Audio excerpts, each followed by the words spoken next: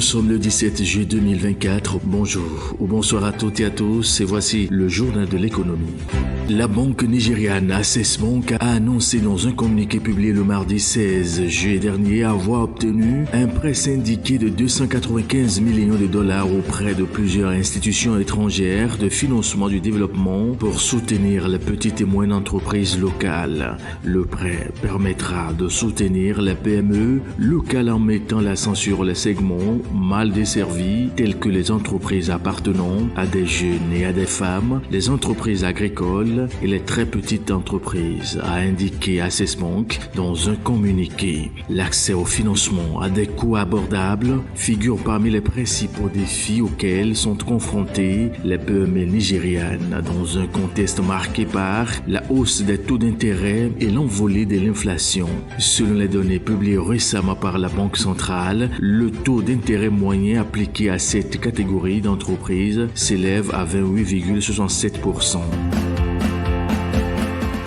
L'actualité économique, c'est aussi la Côte d'Ivoire, où la Banque d'investissement et de développement de la CEDEAO vient d'approuver l'allocation de 55,5 milliards de francs CFA en soutien à un projet dans le secteur de l'élevage en Côte d'Ivoire. Le dit projet porte sur la construction d'un abattoir ultra-moderne et d'un institut de santé publique vétérinaire. Si des détails supplémentaires n'ont pas été révélés, on sait que cet appui financier de la BDC vise à soutenir la politique nationale de développement de l'élevage, de la pêche et de l'aquaculture.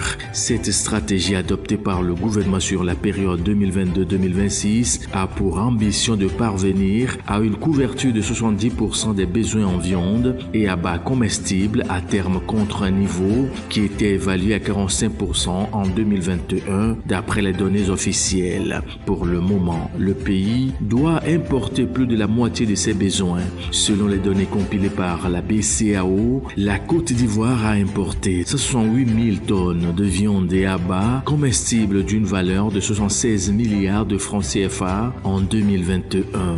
En ce qui concerne la santé animale, le projet a pour objectif de parvenir à une couverture vaccinale de 80% du cheptel en vue d'assurer le contrôle des maladies animales prioritaires contre un niveau évalué à seulement 6% en 2021. Aussi dans l'actualité économique, le Mali où une pénurie de kérosène a été signalée à l'aéroport international Modibo Keïta de Bamako où la demande aux compagnies aériennes de se ravitailler ailleurs a été signalée. Il y a beaucoup d'opérations ces jours-ci et cela a affecté le stock de carburant. Il s'agit d'annoncer aux compagnies qu'elles peuvent envisager de s'approvisionner dans les pays voisins avant de venir au Mali, a annoncé Ould Mamouni, porte-parole du ministère des Transports. Une situation qui risque d'affecter le déroulement des activités des compagnies desservant. À la suite de l'annonce, plusieurs transporteurs comme Ethiopian ou Turkish Airlines ont informé leurs passagers de la modification ou de l'annulation de certains vols. L'aéroport de Bamako avait déjà connu une situation similaire en août 2022 avec des vols perturbés alors qu'une pénurie mondiale sévissait au début de la crise russo-ukrainienne. Parlons Burkina à présent où l'encours de la dette du Faso a atteint 3097,52 milliards de francs CFA à la fin du mois de mars 2024, marquant une augmentation de 4,4 par rapport à décembre 2023. Cette information émane du bulletin statistique de la dette publique numéro 2 publié par le ministère de l'économie et des finances. Selon le bulletin, cette hausse est principalement due au tirage net sur les emprunts extérieurs et aux variations des taux d'échange. Notamment, 32,6% de cette dette extérieure est exposée aux fluctuations des devises étrangères autres que l'euro.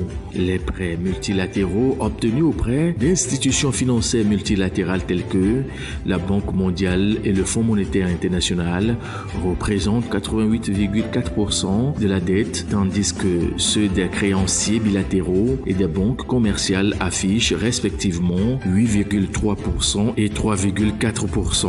La dette extérieure représente 43,3% de la dette publique totale du Burkina Faso.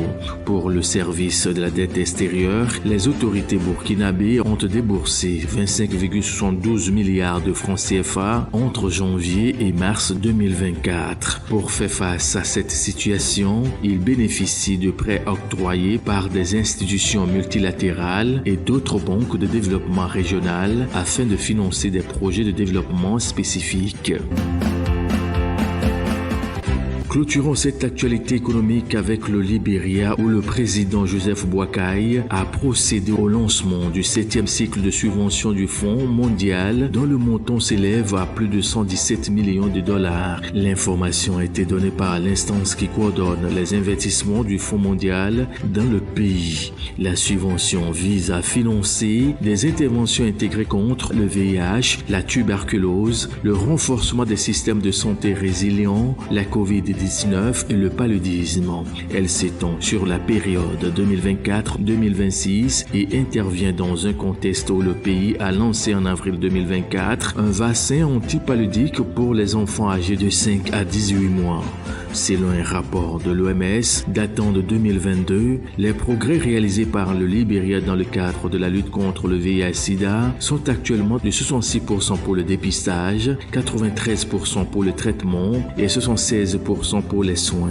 Notons qu'avec ce nouveau financement, le décaissement cumulé du Fonds mondial au Libéria s'élève à 391,58 millions de dollars US depuis 2004.